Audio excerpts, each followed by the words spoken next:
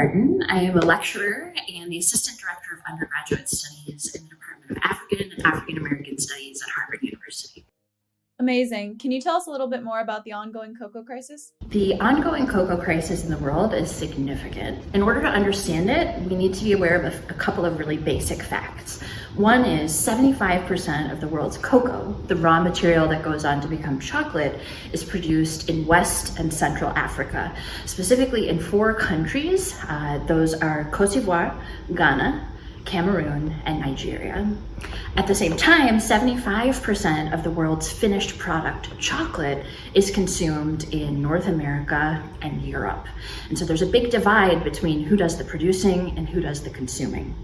The cocoa crisis right now refers to the challenge of producing in the world's biggest producers. Because of a variety of different factors, disease in cocoa, the impacts of climate change on cocoa producing regions, the move of cocoa producers away from growing the crop because they're making the rational decision that it doesn't pay enough to do that work, and more, have all contributed to actually a glut, a lack of that raw material on the world market. As a result, the price of cocoa has soared on the futures market, which means that cocoa is becoming more expensive, cocoa producers are producing less, and we have the potential for a crisis if we think about our access to the raw material as essential for our desire for that finished product. Cocoa producers around the world face a variety of different challenges, and the principal one in many ways is that the actual price of cocoa does not reward them enough in terms of income to access the many different things that they need to have a successful livelihood. So the price of cocoa is too low. People are needing to adapt very quickly to changes in precipitation, temperature, growing seasons as a result of climate change.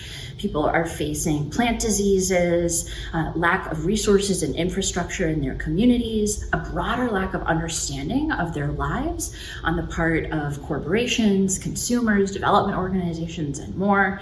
We could go on and on. So cocoa is typified by what we refer to in academia as wicked problems. They're problems where you might push one lever and hope that you're solving them, but as soon as you push that one lever, another lever has gone out of balance, and so the problem is not actually solved so immediately.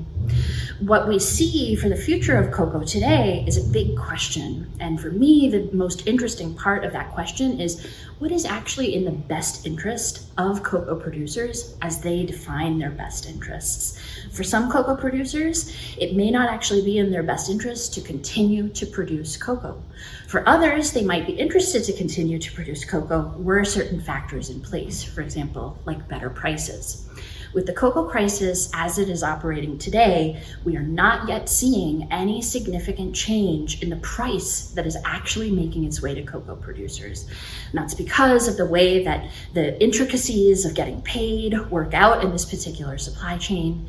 In addition, because there is this lack of cocoa on the world market, most cocoa producers actually have less cocoa to sell, so their income is likely to go down rather than go up.